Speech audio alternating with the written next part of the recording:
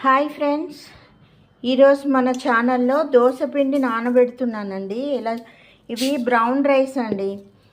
ఈ brown rice మనకు చాలా మంచిది కదండి. బ్రౌన్ రైస్ తినడం వల్ల డైజెషన్ మంచిగా ఇంప్రూవ్ అవుతుంది, గట్ హెల్త్ మంచిగా ఇంప్రూవ్ అవుతుంది.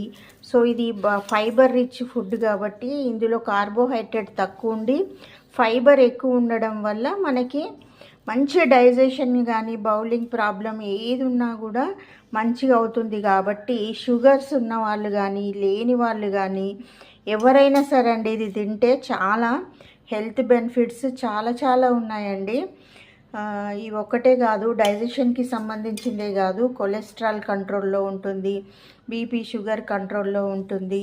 సో ఇది స్లోగా షుగర్ రిలీజ్ చేయడం వల్ల మనకి హెల్త్కి చాలా మంచిది అనమాట. ఎక్కువ ఆకలి కాకుండా కూడా మనిషి వెయిట్ లాస్ అవ్వడానికి కూడా ఉంటుందన్నమాట. కాబట్టి మేము ఇది బ్రౌన్ రైస్ అన్నంలాగా వండుకొని తింటామండి. అయితే ఇది అన్నంలాగా వండుకొని తింటాము, కానీ ఎక్కువ ఇష్టంగా దోశకి ఇష్టపడతామండి. దోశ అయితే టేస్టీగా ఉంటుంది కదండి. సో దోశ కోసము 2 గ్లాసుల బ్రౌన్ రైస్ నానబెట్టాను. సో దానికి ఒక 3 పావు మినప్పప్పు వేస్తున్నానండి.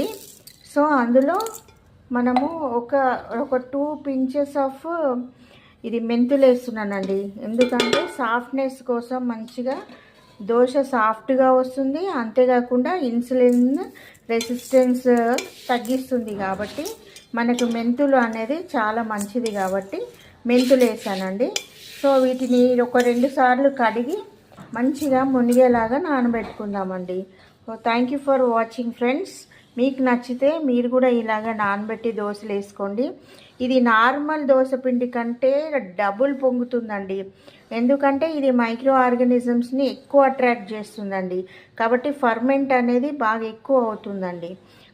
ఎక్కువ ఫర్మెంట్ అయింది మనకి, మన స్టమక్కి చాలా మంచిది అనమాట. మన గట్ మైక్రోబ్స్ అనేటివి మంచిగా ఇంక్రీజ్ అవుతాయి. డైజెషన్ అనేది స్లోగా ఇంప్రూవ్మెంట్ అనేది అవుతుంది అన్నమాట.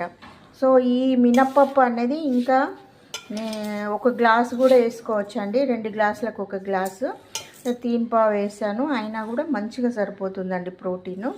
So thank you for watching. ఒక లైక్ చేయండి ఫ్రెండ్స్. మీరు ఇచ్చే లైక్ మాకెంతో సపోర్టివ్గా ఉంటుంది. Thank you for watching.